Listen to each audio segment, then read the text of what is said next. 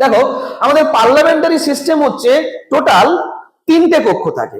এক হচ্ছে রাষ্ট্রপতি, 2 নম্বর আপার হাউস, আর 3 নম্বর হচ্ছে লোয়ার হাউস। না, আপার হাউস আর লোয়ার হাউস হচ্ছে, আপার হাউসকে আমরা বাংলায় বলি রাজ্যসভা, আর লোয়ার হাউসকে আমরা বাংলায় বলি লোকসভা। সমস্ত শাসন ব্যবস্থা এই লোকসভাতে, এখানে যারা সদস্য থাকে তারা জনগণের প্রত্যক্ষ ভোটে নির্বাচিত হয়। আর এখানে রাজ্যসভাতে যারা সদস্য থাকে তারা কেউ জনগণের প্রত্যক্ষ ভোটে নির্বাচিত হয় না। রাজ্যসভায় টোটাল সদস্য সংখ্যা 250 জন। এই 250 জনের মধ্যে ভাগ হচ্ছে 238 প্লাস 12। তারা কিভাবে নির্বাচিত হয়?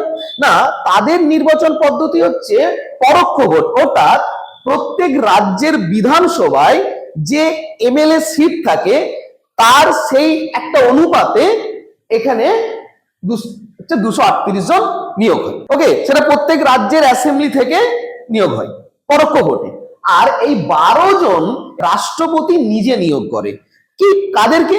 কেউ সাহিত্যিক, কেউ বিজ্ঞানী, কেউ শিক্ষক। কি না, যেমন ধরো উদাহরণ আমাদের ক্রিকেটার সচিন তেন্ডুলকর, অমিতাভ বচ্চনের স্ত্রী জয়া বচ্চন। তো এখন বর্তমানে এই 250-এর জায়গায় সদস্য সংখ্যা 245 জন করা হয়েছে। আচ্ছা, এবারে এই যে রাজ্যসভায় 245 জন সদস্য, এদের প্রধান যেটা কাজ হলো লোকসভায় যে সমস্ত আইন কানুন প্রণয়ন হয় বা যা কিছু এখানে সিদ্ধান্ত নেওয়া হয় সেগুলো এখানে তদারকি করা। তো এখন কথা হচ্ছে, এই রাজ্যসভায় যে সভাপতি তিনি কে? না, আমাদের ভারতের উপরাষ্ট্রপতি।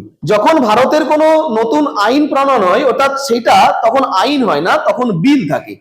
ওকে, সেই বিল আগে লোকসভায় উত্থাপন হয় এবং সেই লোকসভার প্রত্যেকটা সদস্য তাদের সম্মতি পাওয়ার পর তারপর সেটা আসে রাজ্যসভায়।